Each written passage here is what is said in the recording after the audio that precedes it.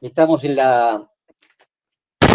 dando comienzo a la primera charla del mes de julio, ya vamos por la 10ª charla de este ciclo que comenzamos en el mes de abril, y en esta oportunidad nos va a presentar la ingeniera Susana Silvester la charla de hoy.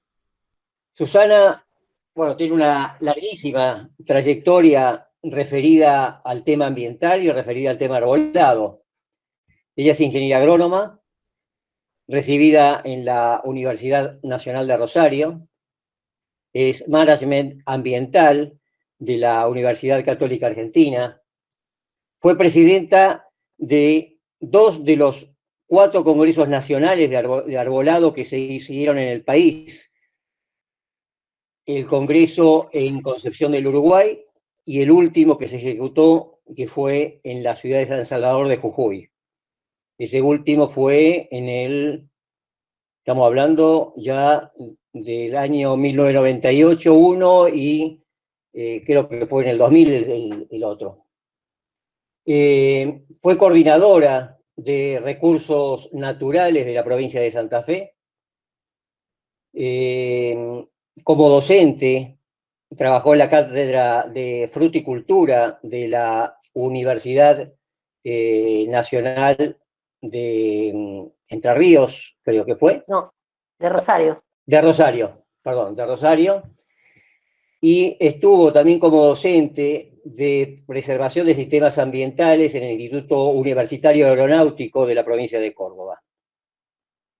Ella fue cofundadora de la Asociación Argentina de Arbolado, fue una organización pionera, digamos, en América Latina referida al arbolado, que hoy está siendo llevada adelante por otra asociación que está en formación, que es la Asociación Nacional de Arboricultura.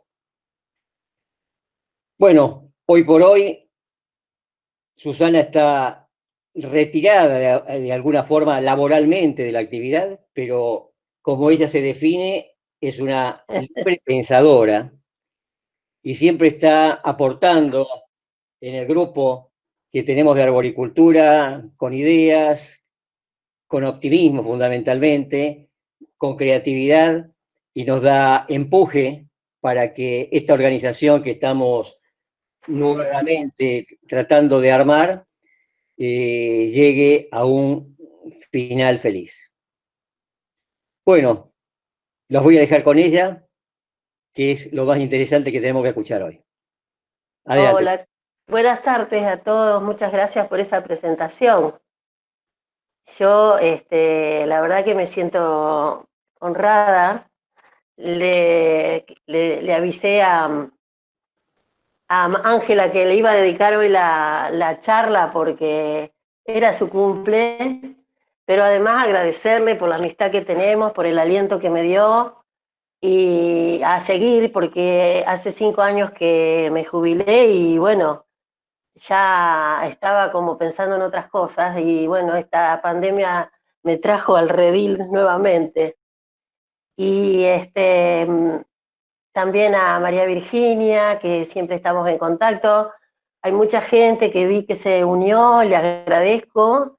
Espero estar a la altura. Por ahí tengo un miedo bárbaro, porque a uno le pasa que a veces pierde como la cancha, por así decirlo, ¿no? Bueno, esa es mi presentación. Nosotros generalmente, me gusta mostrar fotos como en todas las otras charlas de la gente que me precedió, que salió al barrio en esta cuarentena y sacaron fotos de sus árboles. Yo esta la conservo hace mucho tiempo, siempre me gusta ponerla en cada charla porque es como una inspiración. Me gusta más cuando hablamos de superficies arboladas, como hablaba, me acuerdo que Carlos Banucci lo nombró hace poco a Ceballos, ese rosarino tan especial del siglo XIX, que hablaba él también de superficie arbolada, pero lo que mejor decía, esas superficies arboladas sujetas a la política pública.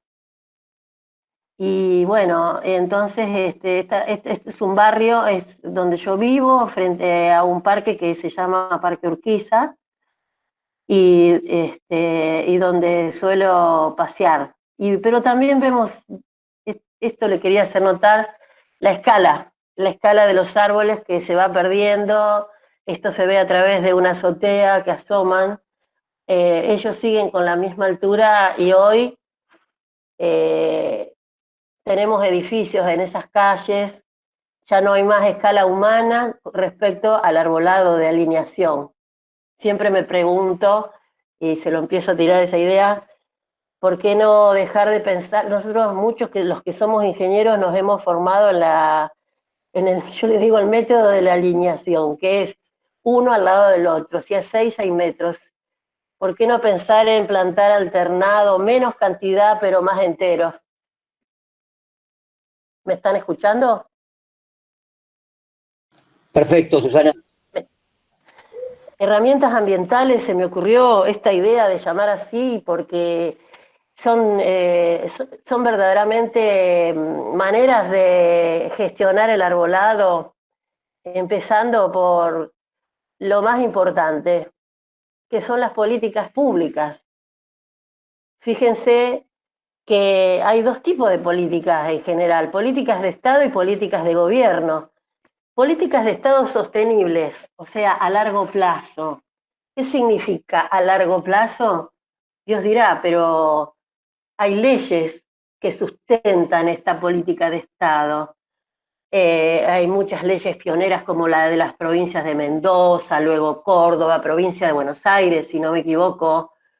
Y en Santa Fe tuvimos dos leyes pioneras. La primera fue la del 9004 hasta el año pasado, que le dio trabajo a muchísima gente porque pensó en el arbolado de manera diferente. Nosotros que fuimos la capital de la deforestación en el norte, cuando sacábamos los quebrachos colorados, hoy se está reconvirtiendo. Pasaron más de 60 años, 70 años para pensar en diferente. Esas políticas de Estado, un ejemplo que quise dar es cuando una ley en el enunciado y en el primer artículo te dice que el arbolado es de interés público. Es como, no tiene verbo, ¿sí? No es un objetivo a cumplir. Se dice que la provincia de Santa Fe, en esta nueva ley, declara el arbolado de interés público. ¿Y en eso qué significa? Destinar recursos profesionales y económicos. Se la llama hoy Ley del Árbol. Es reciente. Tiene apenas, creo que un año. Recién está empezando a andar. Hay cambios en las autoridades de gobierno. Y yo le veo mucho futuro porque todo lo que contempla hoy no lo teníamos antes. Sin embargo, igual a veces con la buena voluntad también se trabajaba, ¿no? Como muchos de ustedes de distintas provincias del sur que no tienen leyes provinciales de arbolado a escasas ordenanzas. Y las políticas de gobierno son las de un gobierno, son sustentables, o sea, la diferencia, no sé si alguna vez escucharon que siempre hay una dicotomía en decir sustentable y sostenible. Yo lo veo así, sostenibles en el tiempo, ¿no? Para las generaciones futuras, y sustentables en el hoy, que piensa más en lo económico, en no denostar a la naturaleza y a la vez que nos enriquezca y que podamos tener futuro económico. Generalmente las políticas de gobierno son las que dura el gobierno. Y así les puedo hablar de planes, programas y proyectos que ya también en otras charlas las hemos mencionado. Yo le quería comentar de un plan que la verdad que lo heredamos del doctor Hermes Wiener cuando él era gobernador y yo coordinadora, pero o sea, la distancia era larga. Él nos dijo, yo quiero para cada santafesino un árbol. Ese fue su lema. Fíjense, e insisto en los nombres que no tienen verbos. Realmente es marcar antes y después, porque es lo que él quería, ¿no? Entonces, le encarga al entonces subsecretario de Recursos Naturales que escriba ese plan, el proyecto, que haga el programa. Biasati, Ricardo, no sé si alguna vez escucha esta charla, le mando cariño. Ricardo describe todos los objetivos generales, los objetivos específicos, las metas, las actividades. Y nosotros nos encargamos de desarrollar ese programa y ese proyecto, o sea, de lo general a lo particular. Y no era taxativo decir un santafesino que hay, vamos a plantar un árbol, no, nada que ver. Era filosófico, pasaba más allá, era que la provincia de Santa Fe dejara de ser la capital de la deforestación, que la masa verde aumentara por el beneficio que ya las autoridades conocían. Y entonces el programa se multiplicó y anduvo casi prácticamente solo. Me obligó a recorrer toda la provincia de Santa Fe. Primero dábamos talleres a los profesionales, explicando qué era el programa y para qué era la ley de arbolado, explicando, juntando localidades, había reuniones de a 100 personas, reuniones de 2, reuniones de 5, depende de los intereses y de la etapa del programa en que estábamos. También allí participaron los viveristas. El programa consistió al principio en entregar árboles, entregábamos alrededor de 10.000 árboles por año, que si uno lo mira así, otros plantan 1.000.000. Nosotros, y sencillamente, era porque era parte de un programa de, primero la charla, la concientización, sacar a las calles a la escuela, darle las charlas en las plazas, en el norte, darle charlas a los chicos de escuelas con capacidades diferentes, enseñarles a sembrar y a obtener árboles. Esos chicos se los daban a las familias para que cuiden los árboles y después se lo mandaban a otras escuelas o a otras localidades que necesitaban árboles. Como ven, era como un intercambio entre las personas de la provincia de Santa Fe que sabían de ese plan para cada santafesino un árbol. No solamente entregábamos, esto parece una propaganda, pero era la idea, les quiero explicar bien la idea, ¿no? Entregábamos semillas que cosechaban unos, se las mandaban a otros. A veces interveníamos porque nos preguntaban los contactos y de quién necesitaba semillas de nativa. Y bueno, eso fue para toda la provincia, sobre todo para la zona sur, que era donde más estábamos nosotros durante toda esa etapa. Estuvimos en contacto con muchísimos municipios y comunas. Entonces, por un lado íbamos entregando árboles y por el otro lado diciendo por qué no podar, es demás y demás y demás que contenía la ley. Y la satisfacción que más me llevo es de que siempre hubo ingenieros agrónomos que nos acompañaban en esto. Y la satisfacción que también agrego es la de haber podido explicarle a gente que era analfabeta qué significaba un árbol, hablar de filosofía, de fisiología y de botánica con gente que nunca vio una lectura. Poder darle un café tibio a esa gente que siempre en el invierno se trepa a los árboles para podar. Eso quedó enmarcado en nosotros, en todo nuestro grupo, porque fue algo que no lo esperábamos, ¿no? Ese programa nos sirvió para enriquecernos y para dejar muchas cosas que veníamos en la mochila. Pero no solamente el arbolado estaba ligado a este plan para cada santafesino un árbol, sino a otros planes, a otros programas. Lo que les quería decir, que hoy esta ley del árbol tiene programas en sí mismos, o sea que ya por ley, por ejemplo, tiene un programa que van a tener que desarrollar que se llama Un egresado, un árbol. Significa que ese programa es obligatorio, ¿sí? La única cosa que le encontré de las últimas que vi es que cuando enuncian las causas de la prohibición o las causas de las excepciones, nunca mencionan que no son taxativas. Quiere decir que si la que es A es más importante que B, que C y que D. Se olvidaron de escribir que no era taxativa. Y no siempre en la naturaleza lo A es más que B y menos que C. ¿Sí? Cualquier cosa después me preguntan. Cerealeras. Nosotros estamos, ustedes saben que la zona, esta es nuestra provincia. Nosotros trabajábamos mucho con las plantas de acopio. En Santa Fe ustedes saben que tenemos una capacidad de almacenamiento de granos de 15 millones de toneladas. El principal puerto de la zona norte de Santa Fe, donde se exportan los granos. Significaba un gran impacto al ambiente, de material particulado, que es el material que se desprende de la actividad de la cerealera, y del material que yo le digo respirable, para que sea más fácil, que es menor, que es más grave en la salud. Y ustedes ven en el gráfico que el 49% se encuentran en zona urbana y el 34% en zona suburbana, y en la zona rural es lo que queda. Este es una fuente propia, digamos, que fue un trabajo que hicimos, así como en arbolado se hace un inventario y un censo, en la cerealera hicimos lo mismo exactamente, aplicando la misma tecnología, eh, con entrevistas, y ahí pudimos ver que de las 200 cerealeras de la zona, porque está enmarcado en una resolución de la que fui parte de escribirla, la 0177/04, en la que entre otras cosas, se obligaba a que planten cortinas arbóreas. Ustedes saben la resistencia que se generó. Nosotros no le dábamos los certificados ambientales de cumplimiento sin antes pasar por ciertas etapas. Una de ellas era la presencia de cortinas arbóreas, ¿sí? Y que son las que defienden en gran medida y a la gente, a la población, ¿no es cierto?, que está sotavento de la cerealera.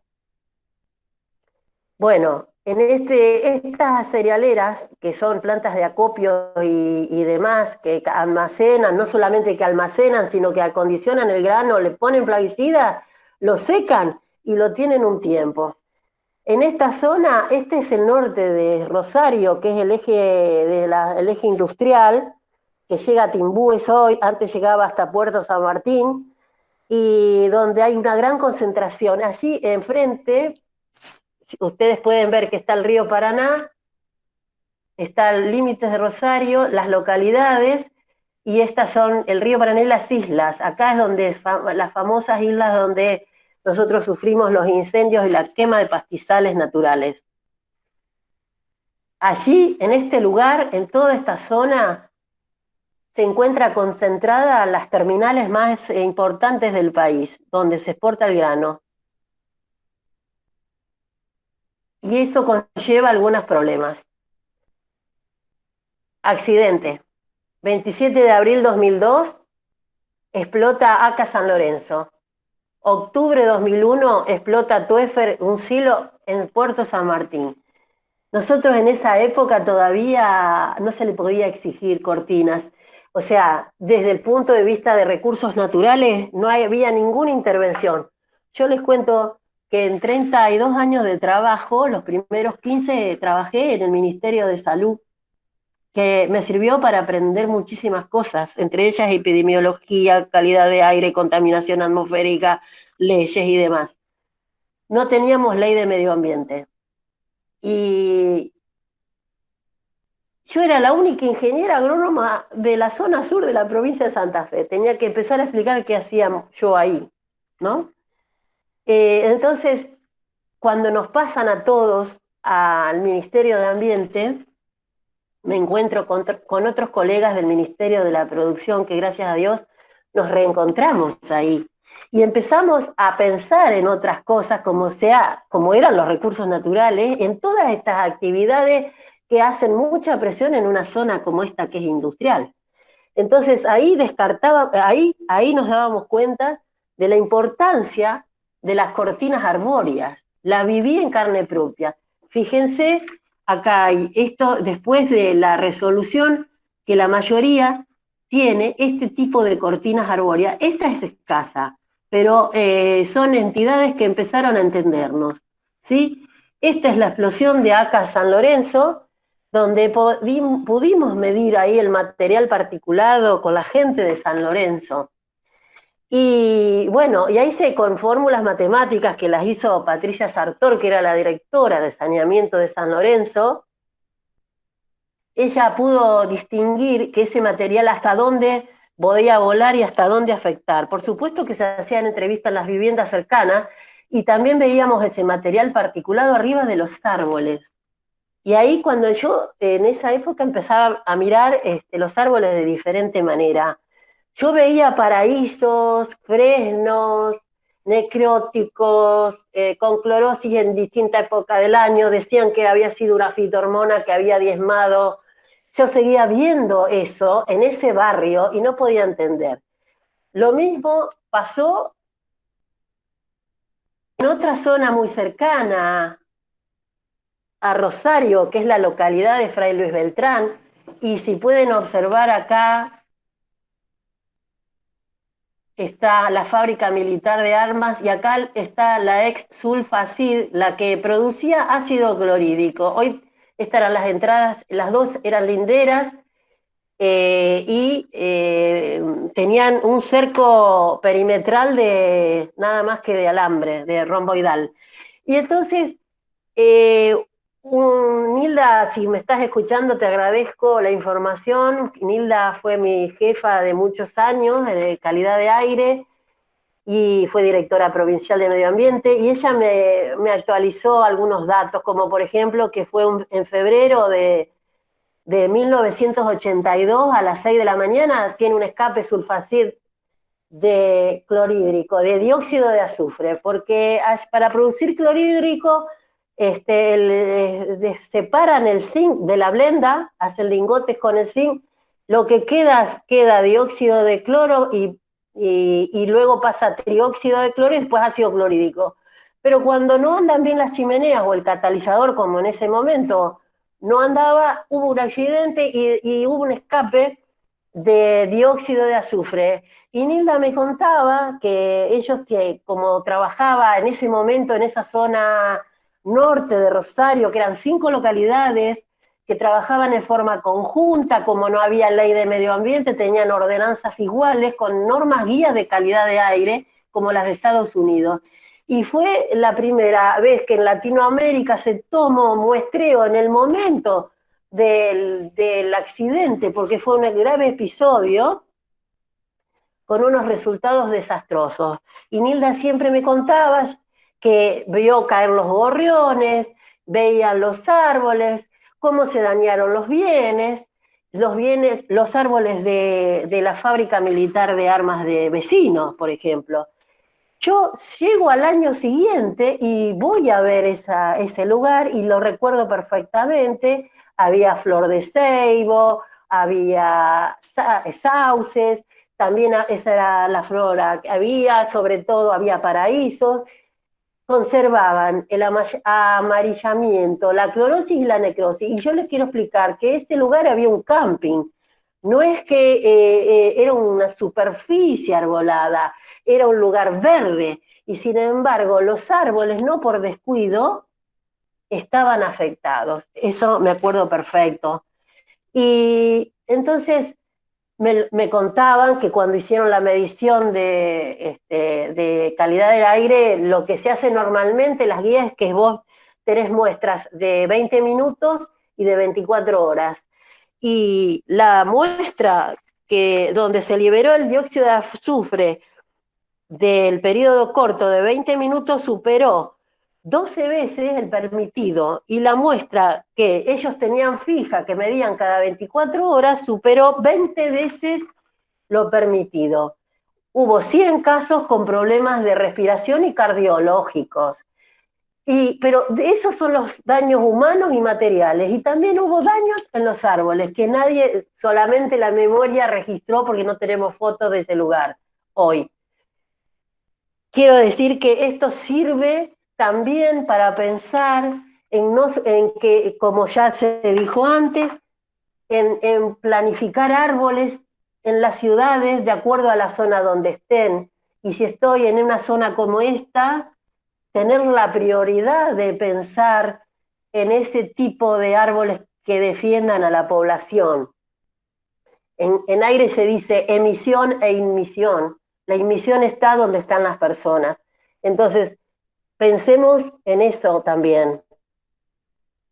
Entonces les quiero decir, como les decía antes, las principales herramientas para mi juicio, como les dije al principio, políticas públicas, políticas de Estado sostenibles y políticas de gobierno sustentables, que tengan programas que valgan la pena porque les tienen que dar recursos. Espero para Santa Fe eso.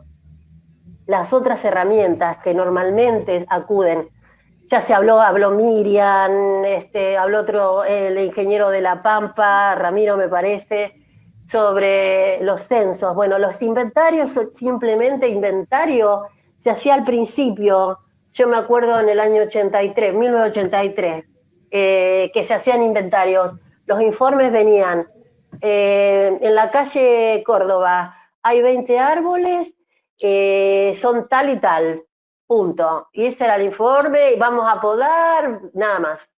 Censos es una mejora al inventario, porque el censo te dice más cosas, porque te describe qué árbol es, qué calidad de árbol es, además de las especies, qué planificás para el futuro de ese árbol. Y si lo georreferenciás, como te pide hoy la ley de árbol de Santa Fe, mucho mejor. Quiere decir que vos le estás poniendo latitud, altitud a un árbol, por ejemplo, de la Pampa, y lo va a ver el mundo, porque está para todo el mundo, si lo quieren ver.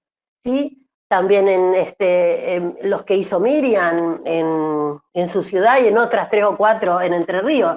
Eso queda plasmado, georreferenciado, significa que queda para la humanidad. Y el que quiera mirar va a encontrar si lo sacaron o no. Pero a la vez, el SIG, que es el Sistema de Información Geográfica, te ayuda a través de la superficie, a través de los mapas. Ustedes saben que geografía fue la materia básica de todos. Y entonces, el sistema de información geográfica es un sistema digitalizado, moderno, que contempla y contiene las especies que contienen los censos, especialmente georreferenciados. Estas son las primeras herramientas ambientales que nosotros las consideramos ambientales. Y tener en cuenta el entorno y que dice entrevistas, ¿por qué? Porque no me quiero quedar solamente con que en la calle hay 20 árboles, todos en buen estado o todos en mal estado. Quiero saber qué pasa en la calle, si hay basura, si hay escombros, si hay cazuelas, si no hay cazuelas. Eso es describir el entorno. Es más trabajo, lo sé, pero va a quedar georreferenciado. Y otra cosa, entrevista. Acá viene lo que no se hace, que es la participación de la gente. No se hace así nomás. La participación de la gente la planifica el ingeniero que está a cargo del arbolado y el técnico la va a tener que ejecutar en el sentido, entre comillas. ¿Qué quiero decir? Rodearse de personas que sepan hacer entrevistas, desligados esta etapa de la actividad en sí misma de lo que es el arbolado público. Después viene todas estas etapas, que son 5, son todas enlazadas como una cadena. Informe ambiental. El informe ambiental tenemos que estar contemplados los que nos dedicamos a la arboricultura. El informe ambiental significa que yo tengo que hacer un plan de gestión, como me piden muchas leyes de arbolado, plan de gestión integral, como quieran llamarlo. Ese plan de gestión que lo tiene que presentar cada 4 años, o sea, plan de gobierno, o que lo tiene que presentar una vez por año, plan para una ordenanza que cumpla con una ordenanza municipal, debe contemplar ese censo georreferenciado, esas entrevistas.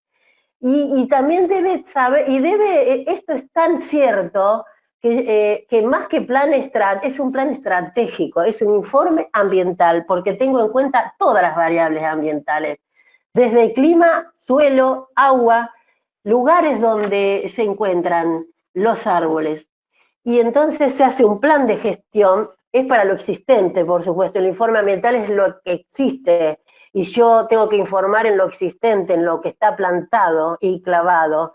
Y entonces las comunas tendrían que hacer ese esfuerzo de hacer planes e informes ambientales para que tengan certificados de aptitud ambiental, porque lo mismo pasa con otra cosa pública como son las instituciones educativas, pero también las privadas, que son las que siempre certifican calidad de productos, pero no certifican calidad ambiental.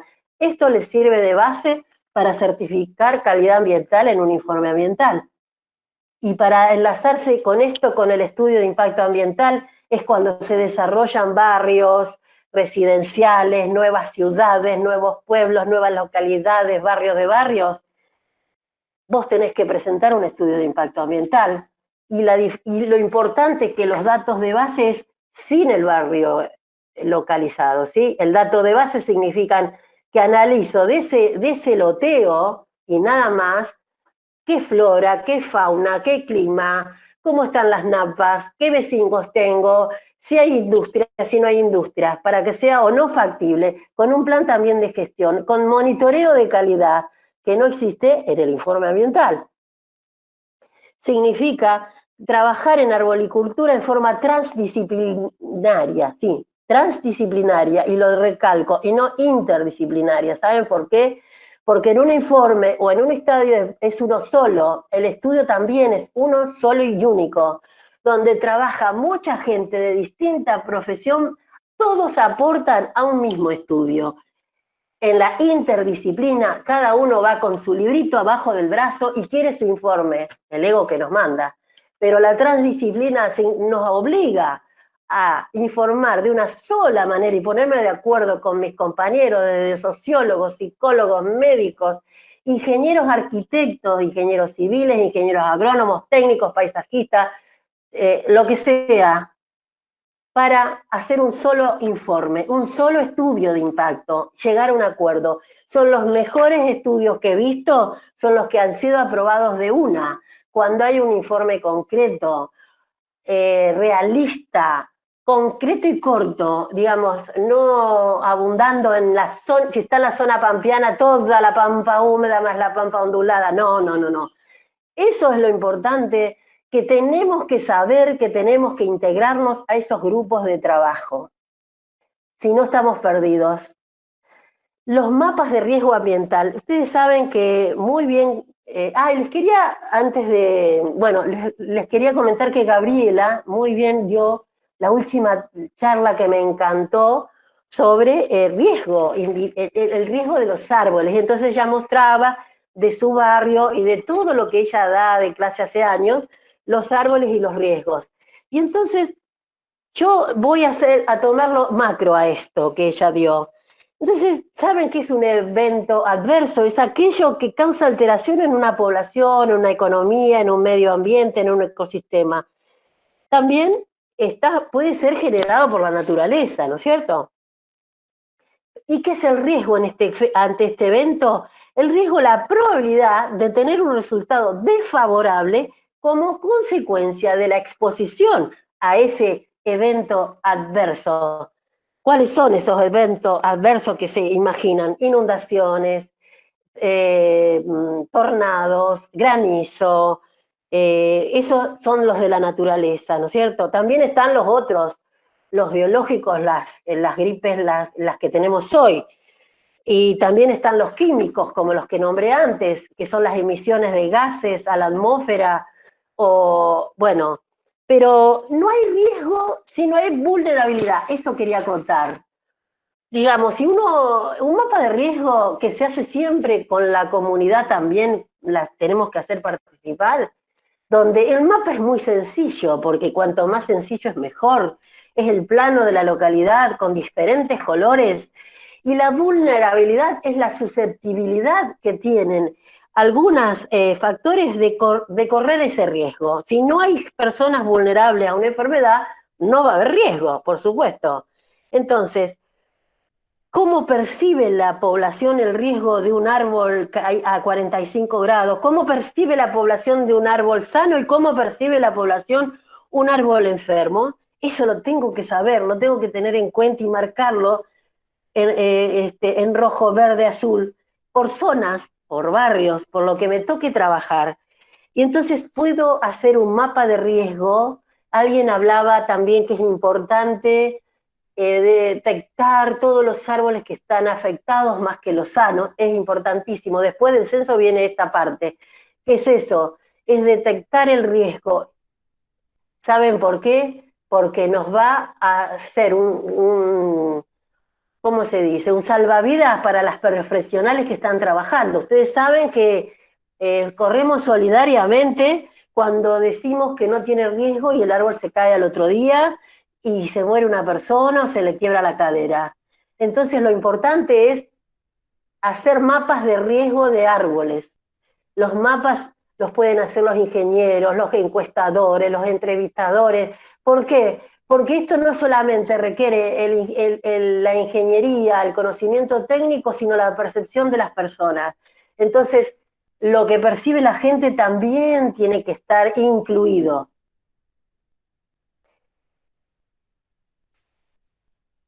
Entonces, si nosotros podemos relacionar esa vulnerabilidad de que yo les hablaba con la capacidad de prevenir, ¿cómo? A través de la planificación, del ordenamiento y del territorio, ¿sí? Entonces, estábamos hablando de vulnerabilidad y peligro. Peligro que es cuando es inminente, es peligrosidad. Es lo mismo que si ustedes van por una autopista, las autopistas pueden llegar a ser peligrosas si uno excede los 110 kilómetros quizás que hay para correr. Y si eso es riesgoso, pero es más riesgoso si aumento la forma, aparte de aumentar la velocidad, yo manejo mal, voy en contramano y ya estoy en un peligro cierto. Esa es la diferencia. Pero el riesgo existe cuando hay vulnerabilidad o peligro y se mide por la cantidad de personas afectadas, personas heridas, árboles muertos, árboles caídos después de una tormenta. Y les quería comentar se me fue lo pasé por alto, con respecto a las cortinas arbóreas que veíamos acá en las plantas. Hay un estudio en Colombia y en Chile, son excelentes, están en la bibliografía que les mando, que hicieron estudios y detectaron, y bueno, lo he visto personalmente, ¿no? Que las hojas perennes siempre trabajan mejor que las hojas caducas, que las cortinas de hojas caducas, pero trabajan mejor esas cortinas si son heterogéneas, y trabajan mejor si son densas, porque nosotros veíamos cómo se retienen las partículas, quiere decir, esta cortina, esta barrera arbórea está trabajando bien porque está llena de tierra, entonces la lluvia después la lava. El problema es que a veces estos árboles, cuando están en zonas industriales, presentan algunos problemas, los efectos que producen en las hojas estos contaminantes. Ustedes saben que cuando se libera un gas en una zona como de dióxido, ozono o dióxido, se filtran los absorben las estomas. Y esos gases se disuelven en agua, en el agua que está en la hoja. Y ese líquido va circulando entre los espacios intercelulares y se absorben en el agua dentro, interna, y forma ácidos. Y a veces, ¿cómo produce efecto? Calentamiento de los árboles. Calentamiento, lesiones, necrosis, clorosis, que era lo que yo había visto. A veces tapan los estomas, entonces afecta su actividad fisiológica. También se notaba la disminución de crecimiento. Y entonces, lo que quiero decir es que aconsejamos plantar cortinas heterogéneas con especies autóctonas y no autóctonas. Porque se comprobó que si la actividad trabaja todo el año, por supuesto que van a tener que ser perennes. Pero las plantas autóctonas le dan esa continuidad a la barrera porque son mucho más resistentes. Y en Chile se trabajó con plátano, ahí va Ángela, plátano, donde aprovechando su superficie foliar, su vellosidad en las hojas, y también se trabajó con otra especie como Acer negundo, y con plátanos orientales, y con Acer negundo, y con Quillaja saponaria, que es nativa del lugar. que es la que mejor se comporta en ese estudio ante estas lesiones que pueden llegar a sufrir los árboles. Yo digo que estos árboles que son indicadores de calidad de aire. ¿Por qué? Porque además de absorber el material particulado que se desprende de las actividades, también sufren y vamos a ver los síntomas. Es todo parece que es otro esquema de pensamiento, pero bueno, son los pulmones que evitamos que se enfermen de las personas, ¿no? Y son los primeros indicadores, más cuando están más cerca de los lugares de emisión. Y cuanto más cerca, más son protectores de los pueblos. Ustedes imagínense que en esta zona norte de Rosario, donde están estas actividades, hay calles de por medio y sigue la población, la zona urbana. No es, bueno, también están en la provincia de Buenos Aires, en la zona de Bahía Blanca, como lo he visto, pero nunca vi tanta población urbana viviendo tan cerca de estos lugares, como en la zona norte de Rosario. También en los pueblos, ustedes saben que los pueblos, la mayoría de los pueblos de Santa Fe, son de más o menos 40 manzanas, 3.000, 4.000 habitantes, hay 14 ciudades importantes, y esos pueblos siempre están alrededor de las estaciones de trenes, porque en una época, en el año 73, hubo una ley de silos que fomentaba la localización de silos al lado de las estaciones de trenes, plantaron eucaliptus, y luego eso, los pueblos crecieron las manzanas, y la verdad que la actividad de la cerealera fue bastante que desear, no había tratamiento de la calidad del aire, no había limpieza ni en la entrada, la salida y la entrada de los camiones de los granos era totalmente al aire libre, con el vecino enfrente. Hemos notado muchos casos de cáncer, de problemas de asma, y entonces también son susceptibles a que exigirles esas cortinas arbóreas, y quién más que nosotros, los que sabemos del tema, estamos para asesorar a los municipios y comunas.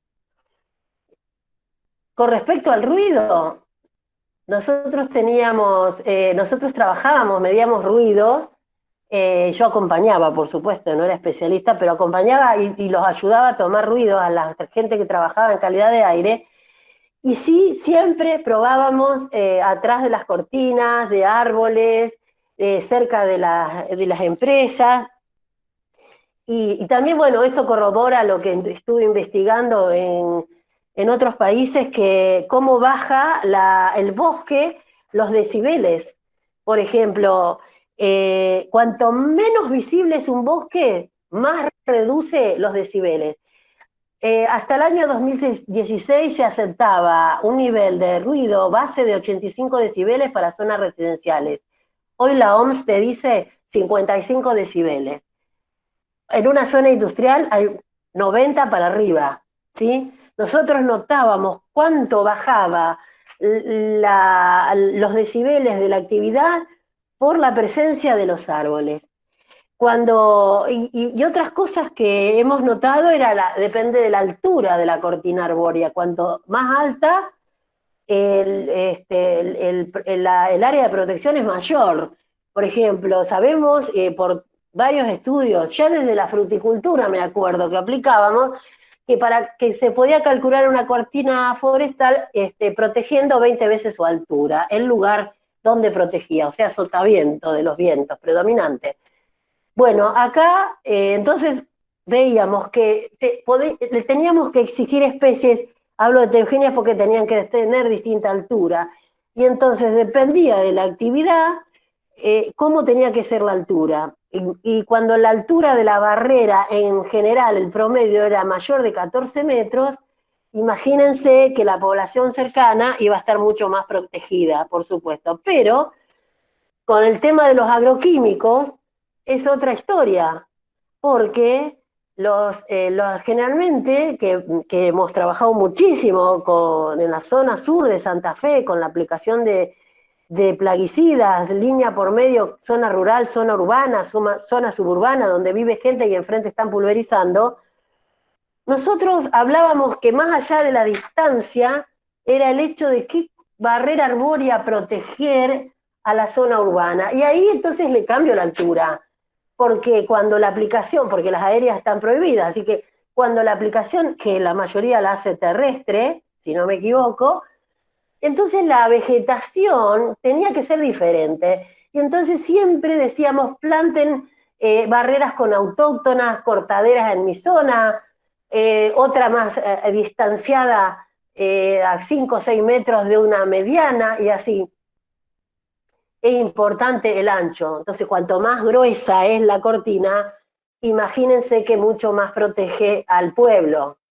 Entonces, a veces, a mí no me gusta hablar de cortinas forestales, discúlpenme todos los ingenieros forestales que están ahí, porque forestal es cuando vos tenés que sacar, le vas a sacar una producción leña, que puede ser, los vas a talar y replantar, y acá, cuando trabajás en calidad de aire, necesitas cortinas de árboles siempre, arbóreas, no tocarlos, cuidarlos, mantenerlos sanitariamente, regarlos, pero no tocarlos. Una vez que desarrollan la copa son los que nos cuidan.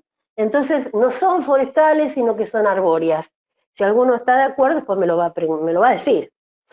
Y, y otra de las cosas que podíamos medir en los ruidos es que nosotros trabajamos con Ángela en una autopista y en un tramo de la autopista Rosario a Córdoba y nos tocó plantar algunas especies en el centro, un diseño, unas especies perennes que plantamos que todavía están vivas y ahí se puede comprobar el ruido, ¿no? Y el ruido cuando hay una orden jerárquico de atenuación de ruido. Son más atenuadores de ruido las que tienen hojas perennes, les siguen las caducas y el césped o el suelo. Y cuando la fuente de emisión, o sea, ¿de dónde sale el ruido? Es baja, o sea, que no sé cómo explicar, pero que la emisión del ruido es cuando es una autopista, por ejemplo, que es a baja altura, el que influye muchísimo es el suelo, el pasto y los árboles bajos. En cambio, cuando la fuente de emisión es más alta, por supuesto que el árbol absorbe por sus troncos, por sus ramas y sus copas. Bueno, sigo con el mapa de riesgo porque me parecía importante decírselos en este momento.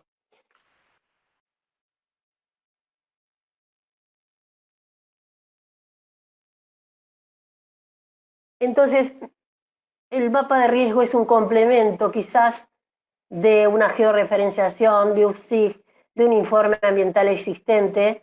La participación comunitaria no es fácil, tienen que ser expertos los que junten. Yo una vez asistí a una asamblea de participación comunitaria y hay que estar. Era un tema de arbolado en un barrio de Rosario, se iba a abrir un dispensario de salud y era una asamblea donde cada vecino opinaba y hay por orden, prolijamente, y después se va anotando, se va recabando esa información. Por supuesto que en los lugares, por ejemplo, en el sur donde hay el clima es mucho más adverso, pues se me ocurre el sur porque sé que hay gente del sur mirando, donde ustedes tienen nevadas fuertes, sufren mucho el clima no es benigno como en la pampa húmeda. También se tienen que incluir factores en estos mapas de riesgo de cómo salir de esta amenaza, ¿no es cierto? Ustedes saben que se llama desastre cuando no tenemos medios locales para poder solucionarlo, ¿no? Al tema en cuestión, que no sé, a las cenizas del volcán Hudson o a una nevada fuertísimo que se cortó la luz en Zapala y estuvieron 10 días sin luz y no había comunicación en las rutas por la nieve. Bueno, eso la gente tiene que estar preparada para poder salir de eso, de ese momento. Física, los que están afectados físicamente y social y también psíquicamente. Y eso lo hace, eso se puede organizar cuando quiero organizar un mapa de riesgo ambiental. tampoco hay que tenerle miedo a la palabra riesgo ambiental, ¿eh? Porque es un vocablo que hay que usarlo como también hay que usar la palabra poda. No hay que tenerle miedo a los términos. Más hay, más hay que tenerle miedo a los que hacen mal esas cosas. Y bueno, y la otra herramienta que les quería mencionar es la de ordenamiento territorial.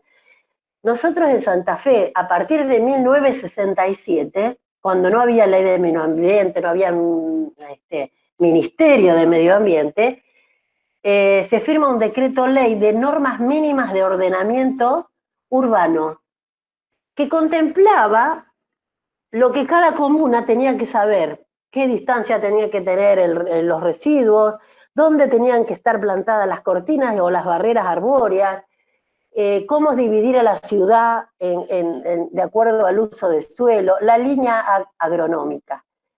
Y de eso, que muchas comunas trabajaron y bien, pasamos a los planes estratégicos, o sea, los planes de ordenamiento del territorio.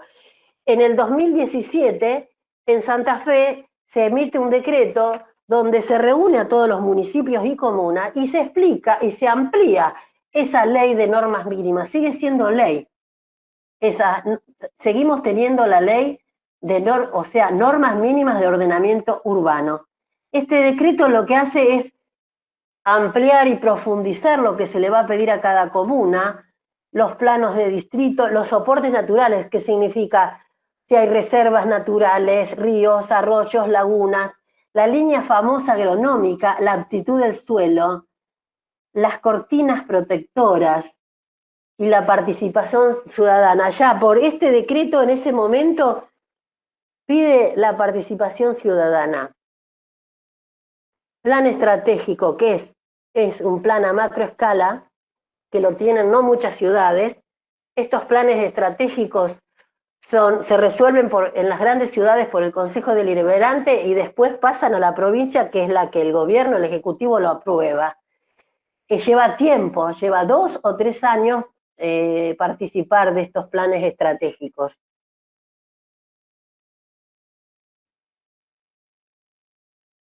Fíjense, por ejemplo, el ordenamiento en Rosario. Se me fue. El ordenamiento en Rosario. Esto es un esquema de Rosario con un proyecto. Lo que está así escrito a grandes rasgos, la zona urbana, la que se dan cuenta, la que sigue zona suburbana y zona rural. Se sigue llamando suburbana o zona urbanizada. Estos son términos que están en la ley, uno no los puede cambiar, por más que haya otros conceptos más modernos. Estos ordenamientos territoriales, ¿qué tienen que contener? Áreas, dividir la zona céntrica, los barrios, la zona industrial, la zona comercial, la zona residencial. La zona, los nodos, que son los lugares donde hay hitos en la ciudad, por ejemplo, las estaciones ferroviarias en los pueblos más chicos, donde están las plantas de silo, en las zonas importantes donde está la zona industrial, donde están los edificios más altos. ¿Y qué calles tienen? Son los ejes que me mueven a la salida, por ejemplo, en este caso de Rosario, hacia el río y hacia el Gran Rosario. El Gran Rosario, acá tienen dibujado en verde clarito, los grandes parques, parques de los Constituyentes, parque de la Cabecera, parque de la Ruta 9, el parque de la zona sur, y que faltan, por más que nosotros pensemos que Rosario tiene es verde, sí, Rosario es verde, uno la ve desde arriba, tiene, no sé si ya llegaron a 1.000.000 de árboles, pero les faltan las superficies que la hacen ser a escala humana. Esas superficies, como decía al principio, que deben estar condicionadas a las políticas públicas. Y los planes reguladores estratégicos, ¿qué buscamos con los planes reguladores? Una ciudad sostenible en el tiempo, que signifique una calidad de aire y suelo y agua, que me la proveen los árboles, la masa verde, la vegetación, los nativos, la producción de oxígeno y la captura de carbono, como vinimos hablando, cómo se regula el clima, hábitat de fauna, salud de la población, esparcimiento y paisaje. Esto es el grupo que interviene en un plan regulador, que es estratégico. En los planes reguladores también trabaja la transdisciplina. Trabajamos todos en un informe común. Esta es Rosario vista en barrios. Estos son los barrios de distintos colores. Y en un esquema, estos son los 600 kilómetros cuadrados del Gran Rosario. Vivimos 1,5 millones de personas. Acá se ve de otra forma, desde el Google arriba, sacado hoy, 2020. Esta es la zona sur, el eje industrial de la zona sur de Rosario, que tiene distinta calificación de industrias, porque son más industrias frigoríficas, no hay chimeneas. En esta zona todavía se conserva más el verde, ustedes lo notan en el mapa este. Esto está más o menos a 50 kilómetros de altura, si no me equivoco. Y también sufre esta zona el incendio de las islas. Y también sufre la emisión de efluentes de los frigoríficos sin tratamiento. Nosotros nos dicen el pago de los arroyos en la época de 1700 porque Rosario está surcada en forma transversal y perpendicular al Paraná por muchos arroyos, muchos que ya se perdieron porque se fueron canalizando. Acá, ustedes si ven, este es el arroyo famoso Frías, que tiene una contradicción en sí mismo. De este lado una localidad que se llama Pueblester y de esta se llama Alvear. En Alvear hay un parque industrial con muchos efluentes detergentes que vuelcan sin tratamiento al arroyo Frías. Esta es una zona residencial hermosa de Pueblo Ester, de árboles lindos, de espacios verdes hermosos, de descanso. Tienen camping, balneario hacia el río Paraná. En esta zona, la zona de pescadores que pescaban desde toda la vida, se encontraron residuos, relictos como gliptodontes. Lo pretendían canalizar porque era lo que quedaba después de esta industria sin tratamiento. No sé si ya se terminó de hacer la canalización, pero esta zona, trabajamos muchísimo con el arbolado de esa zona, por lo verde que es, y si se fijan, esta es la barranca de ese arroyo. Hay mucha flora salvaje así como está, y la verdad que en esa zona trabajamos mucho con los pescadores, ¿no? También a ver qué pensaban, porque a veces en esa zona le tiraban residuos industriales y se veía afectada el agua. Bueno, acá tienen toda la bibliografía, hay mucha de decretos y leyes, trabajos de Colombia, y les quería leer algo que es de un sacerdote español, Michel Esparza. El verdadero secreto de la residencia está en mirar a la naturaleza, dijo. Usar la intuición. Las raíces se comunican a través de los hongos, como si fuera internet, y ellos perciben los incendios y lo comunican entre sí para prepararse, para protegerse del incendio. En esto Michel decía, aprender a comunicarnos por la intuición y a comprender, a escuchar y ser escuchado. También otro principio es el de desarrollar empatía. Saben que los árboles se comunican, sienten, perciben distintos defectos nutricionales y lo comparten. Me acuerdo de Gabriela cuando mostró un plátano caído que dijo que habían sacado el que estaba enfrente. Los árboles no son individualistas. De ellos podemos aprender la tolerancia, el respeto y la comprensión. Aprendamos a cultivar la pluralidad. Los ecosistemas se recuperan rápidamente, se regeneran entre todos porque están conectados. Aprendamos a tener un entorno unido, no aislante, para enfrentar las crisis y sobrepasar los problemas, pedir ayuda. Cuarto, adaptarse a los cambios. Los ecosistemas cambian y los árboles persisten. Aprendamos a buscar soluciones, dándonos la oportunidad de reinventarnos. Y por último, mantener la autenticidad. La diversidad es la clave para que la vida se mantenga. En la naturaleza cada elemento es diferente y cumple una función. La autenticidad consiste en amar nuestras diferencias, aceptarnos, aprender de nuestros errores, cambiar nuestra visión, movernos con la corriente sin perder aquello que nos hace ser únicos, sortear nuestras dificultades de vida sin perder nuestra esencia. Y hasta aquí llegamos. Bueno, Susana, excelente, excelente la charla, me gustó mucho, la verdad que esto de libre pensadora está muy bueno. Te lo dije en broma, ¿eh? No, pero creo que está bueno esta mirada en el tiempo de lo que fue y de lo que continúa siendo una gestión. Sí, Creo que es muy interesante, o sea, la verdad que me gustó mucho.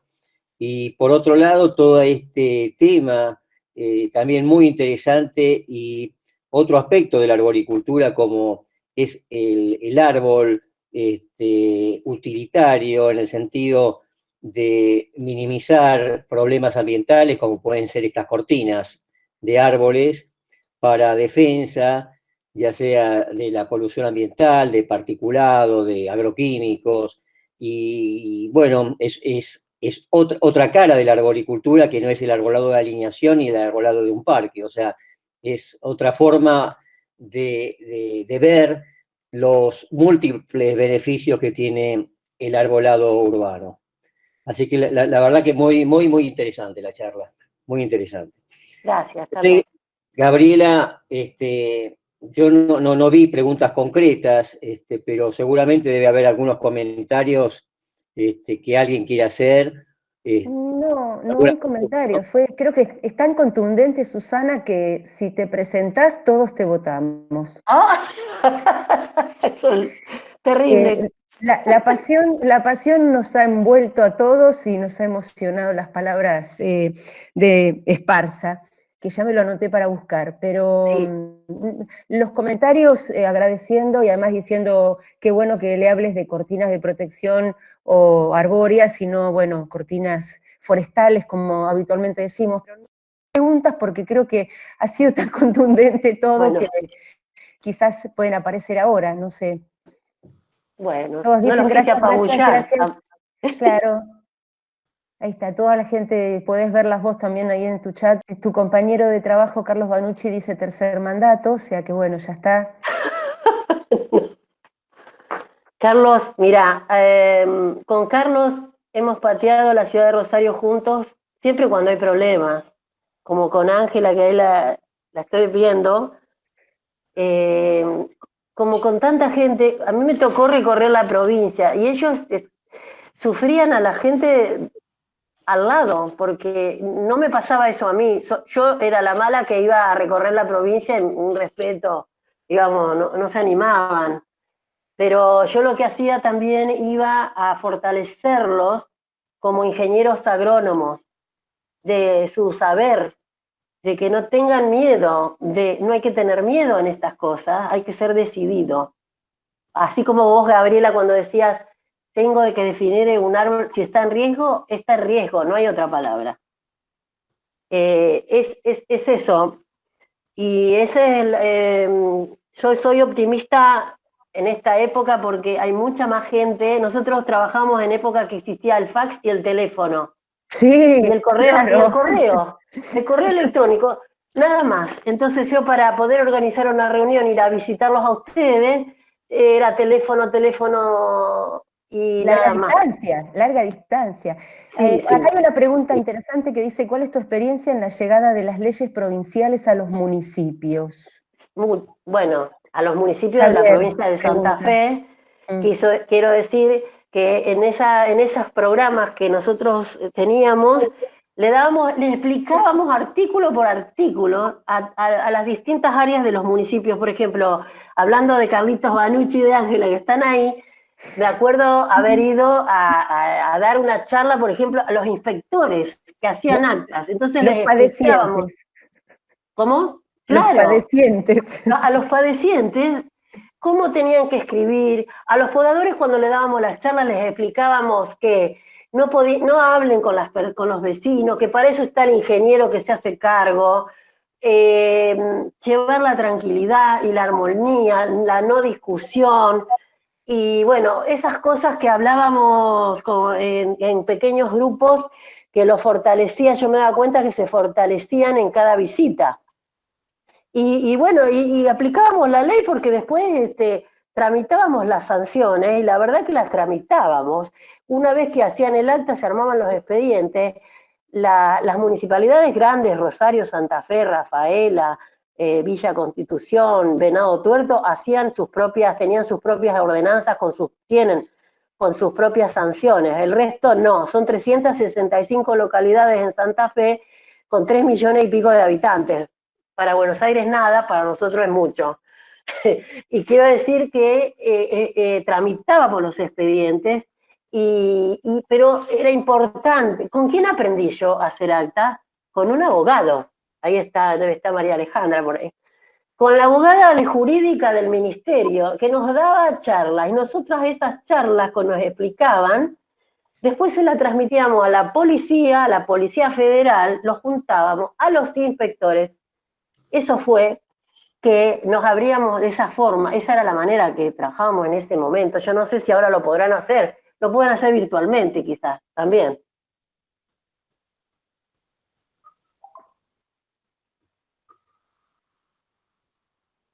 ¿Qué dice? Después le pregunto, No, Mónica, porque alguien pregunta por una planta que vos mostraste, si era de follaje persistente. Vos nombraste a la quillaja. sí, yo la mostré a la foto, Puede ser quillaja esa. saponaria. No sé si era esa la que está preguntando Mónica. No sé, no me acuerdo si es caduca, si es chilena. Sí, sí, sí, es chilena y Vos argentina. sos especialista, vos podés decir, yo no. Bueno, esa se comporta ambientalmente con lo que uno espera. Sí, sí, es bastante persistente, creo, no pierde la hoja. Y después, por ejemplo, también pensaba plantar nativas menos en alineación, pero más en espacios verdes y en espacios arbóreos protectores, como grandes cordones. La idea siempre nuestra era no hacer círculos alrededor de las ciudades, pero porque las cortinas tienen que ser estratégicas de acuerdo a los vientos predominantes para que protejan. Entonces no necesito un anillo de castidad alrededor de una ciudad, sino que puedo hacer varios anillos de cortinas arbóreas diferentes. Y las nativas se dan para eso, más que en la alineación, que se vuelve en cabeza de león, como diría el ingeniero Anaya, ¿no? Entonces, estudiar eso, porque nosotros veíamos que cuando había algunos jacarandá mezclados con algunas coníferas, en las barreras de las cerealeras trabajan re bien, siempre lleno de tierra. Todo lo contrario, ¡ay, qué bien que trabaja esta cortina! Porque tiene polvillo, ¿sí? La quillaja brasiliensis que cultivo yo es perenne, no sé cómo será la saponaria. Y bueno, está el señor Google que te ayuda.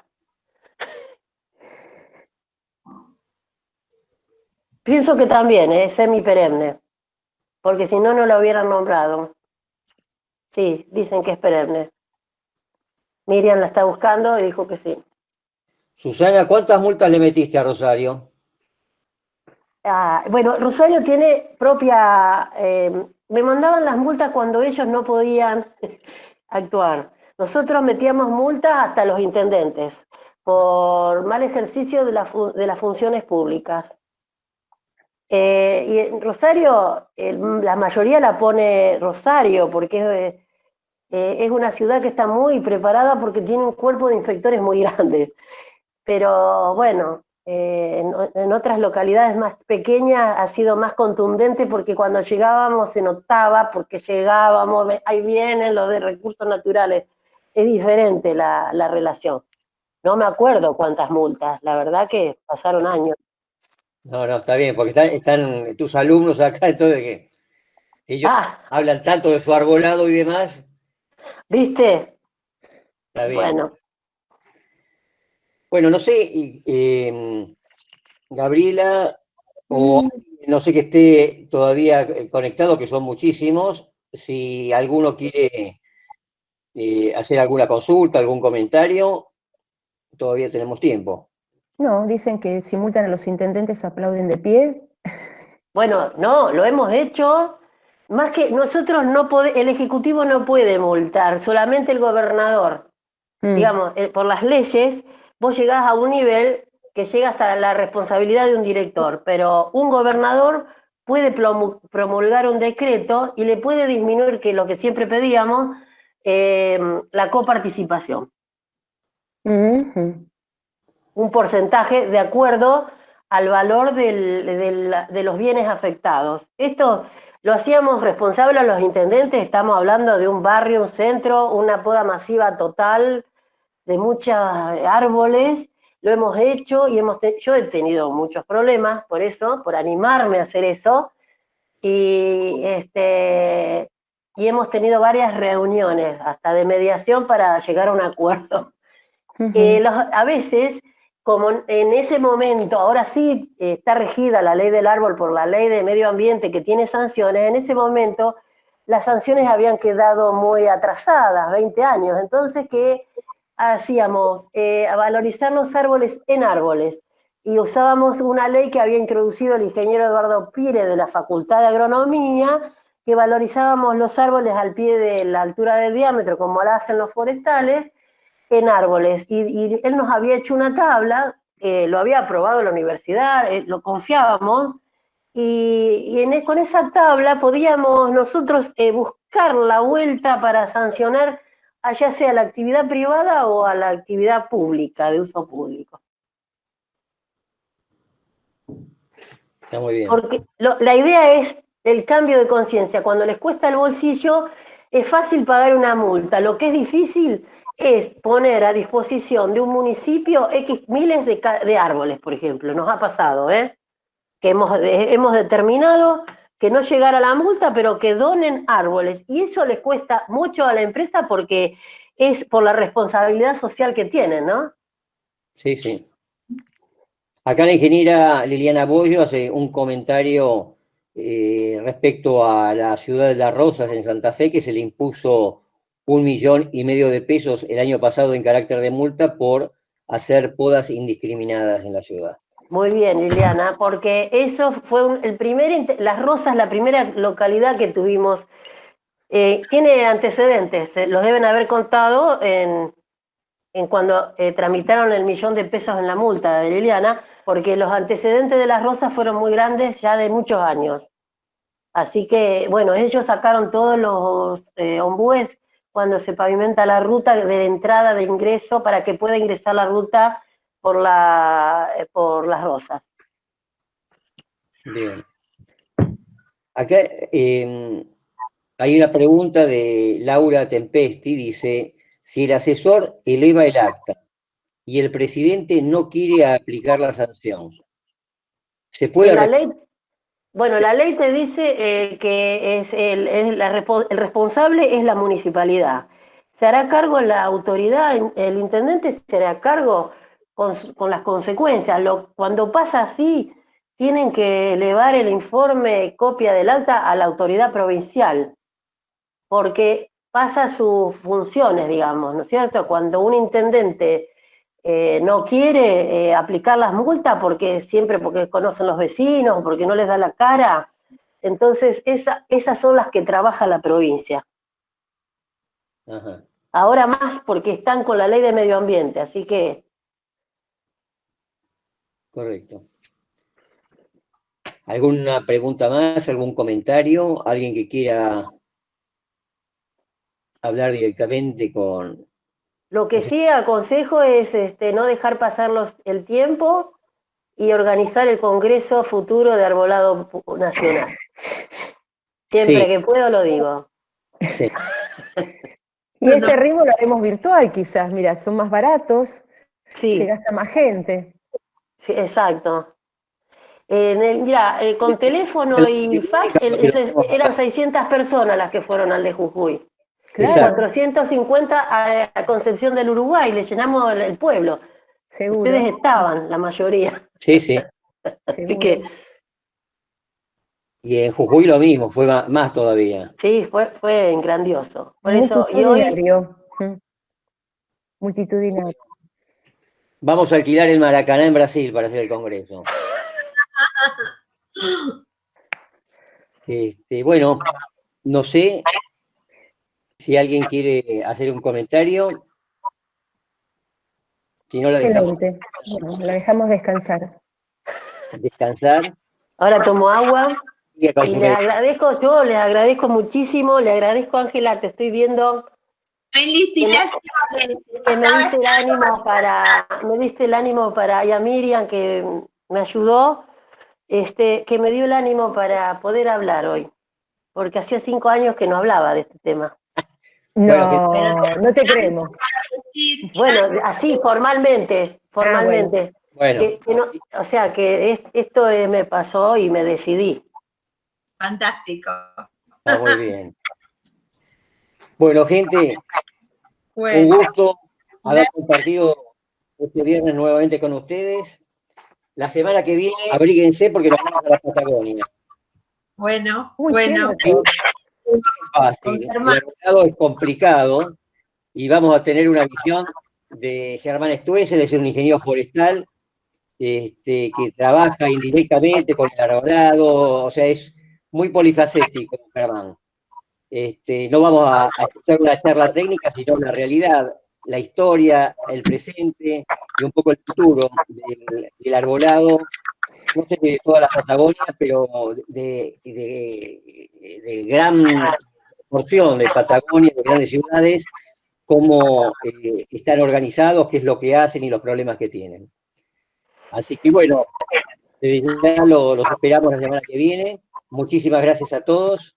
Y bueno, ya estamos organizando el ciclo para el mes de agosto. Así que esto va a continuar.